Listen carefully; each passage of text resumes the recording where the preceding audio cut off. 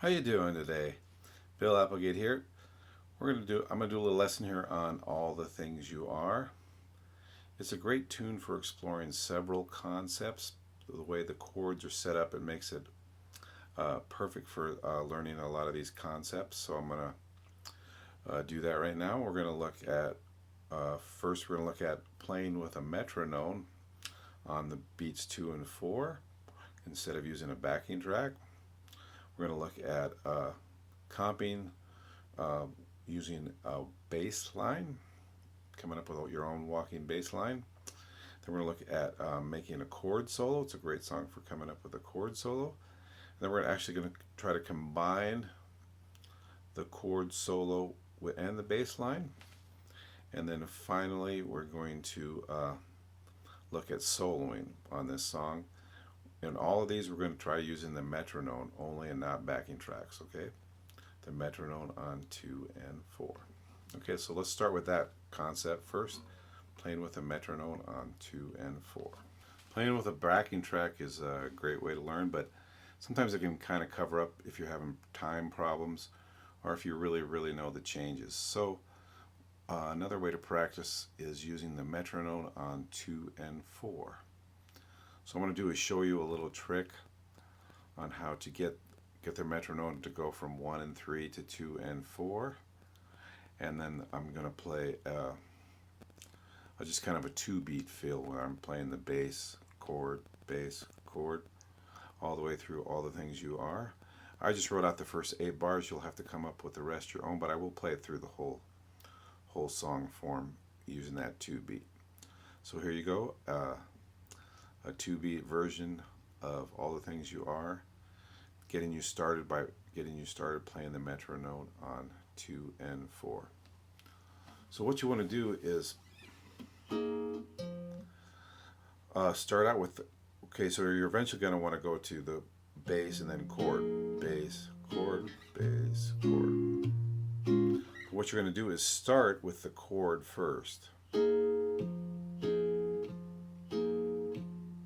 We're going to put a 3/4 measure in there, and that will turn it around to where the bass is on 1 and 3, the chord is on 2 and 4, and so is the metronome. So let's try it.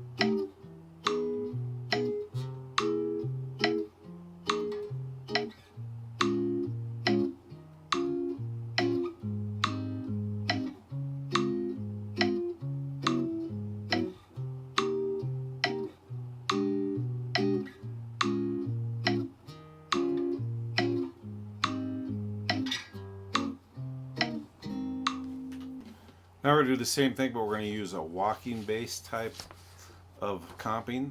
This is something that works great in duets. You wouldn't really want to use this in, like, if you were in a band or something, because you'd get in the bass player's way. But if you're playing a duet with somebody, knowing how to do a walking bass and adding some chords in once in a while is a great way to comp for that.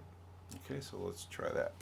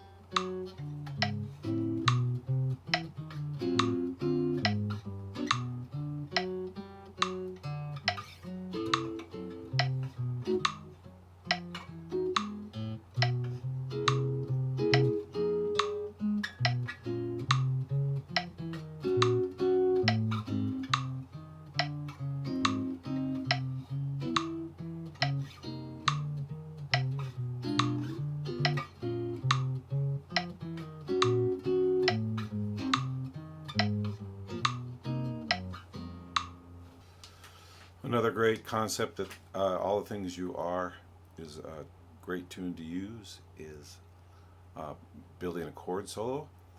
So I'm going to do a little chord solo. I just did the first 8 bars, and then you're going to have to come up with the rest. And I'm going to try to do that with the metronome on 2 and 4 again. So here we go.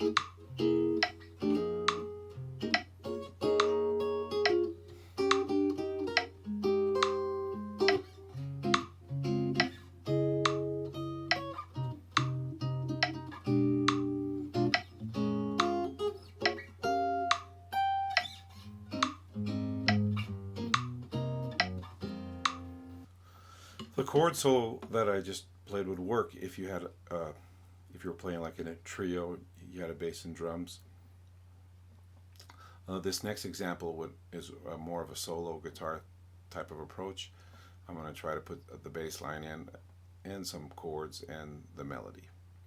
Okay, so again we'll try it with metronome. Okay.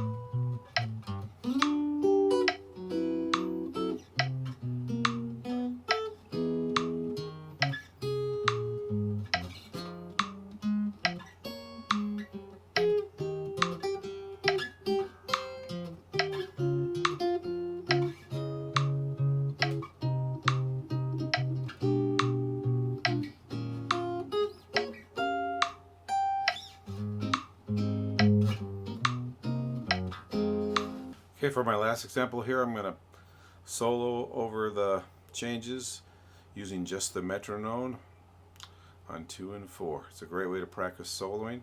If you can do this, your time's going to be better and you're going to really know the chord changes. Okay, so here we go.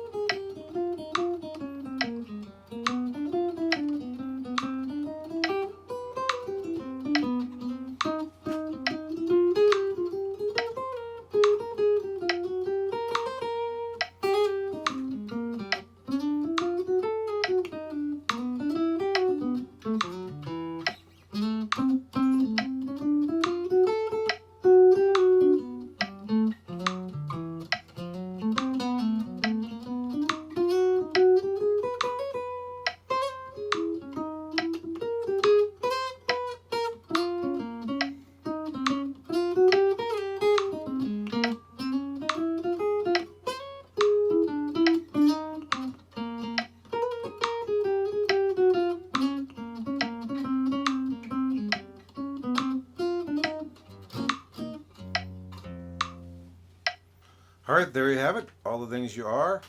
Looking at several different concepts. Using the metronome is a good way to practice this. I did go ahead and include a bass and drums backing track on the website too if you want to practice like the chord solo or something on that. And or just soloing on that.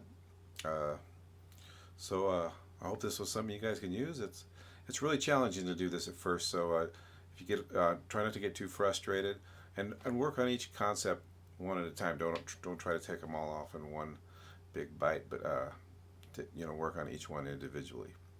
Okay, so I hope this is something you can use, and you guys will get it. I have every faith, and have a great day.